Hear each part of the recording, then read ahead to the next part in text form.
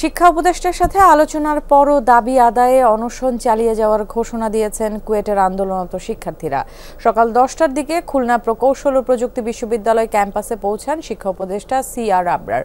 কথা বলেন আন্দোলনকারীদের সাথে। তবে ভিসির পদত্যাগ বা অপসারণ না করা পর্যন্ত নিজেদের অবস্থানে অনড় থাকার কথা জানান শিক্ষার্থীরা।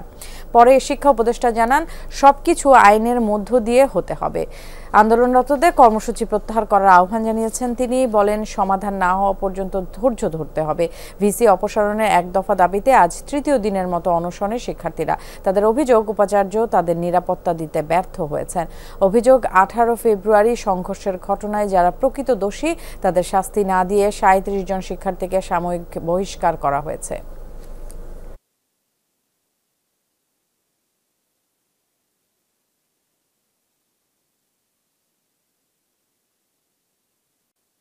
লোকাল অ্যাডমিনিস্ট্রেশন এবং যারা আইন প্রয়োগকারী সংস্থা তাদের উপরে আমি ইমিডিয়েটলি তাদেরকে বলছি যে আপনারা অবশ্যই এই ব্যাপারে এই কোনো প্রশ্রয় দেওয়ার কোনো নাই। আপনারা তাদেরকে খুঁজে বের করুন এবং তাদেরকে আইনের আশ্রয়ে আইনের মধ্যে তারা নিয়ে আসেন।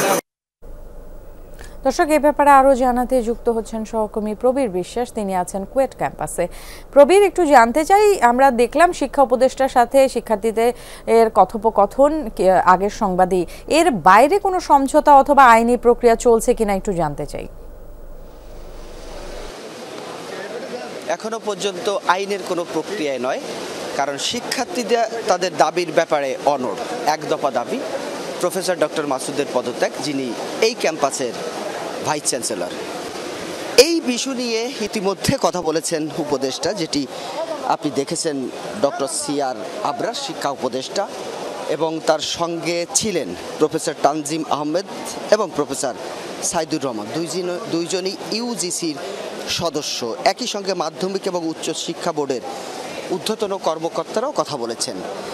কিছু সময় আগে যে প্রেস ব্রিফিং করেছেন বা সংবাদ কর্মীদের সামনে যেটি বলেছেন উপদেষ্টা, সেটি হচ্ছে তাদের আহ্বান জানানো হয়েছে, তাদের ধৈর্য ধারণ করার কথা বলা হয়েছে, কারণ এই পুরো প্রক্রিয়াটি একটি আইনের মধ্য দিয়ে যেতে হবে। সে কারণে ভিসি থাকবেন কি থাকবেন না সেটি করার জন্য যে কমিটিটা গঠিত হয়েছে, সেই কমিটি সুপারিশ দিবে এবং সেই সুপারিশের আলোকে দ্রুত সময়ের মধ্যে মন্ত্রণালয় পদক্ষেপ নিবে। সে পর্যন্ত শিক্ষার্থীরা যেন ধৈর্য ধারণ করেন এবং তারা অসুস্থ হয়ে যাচ্ছেন। ইতিমধ্যে বেশ কয়েকজন শিক্ষার্থী আমরা দেখেছি অসুস্থ হয়ে পড়েছেন, তারা যেন আর অসুস্থ হয়ে না যান, অথবা যে আন্দোলন একেবারে বন্ধ করার জন্য তিনি কিন্তু বলেননি। তিনি বলেছেন, তোমাদের প্রয়োজন মনে হলে তোমরা আন্দোলন করবে, তবে কেউ যেন অসুস্থ না হয়। যারা অসুস্থ হয়ে যাচ্ছে তাদেরকে এখান থেকে সরিয়ে নেওয়া, আরও শিক্ষার্থীদের নিয়ে আসা। অপরদিকে শিক্ষার্থীরা আমাদেরকে বলেছে দাবির ব্যাপারে তারা অনড় এবং তাদের যে এক দফা দাবি সেটি যত সময়ের মধ্যে পূর্ণতা না পাবে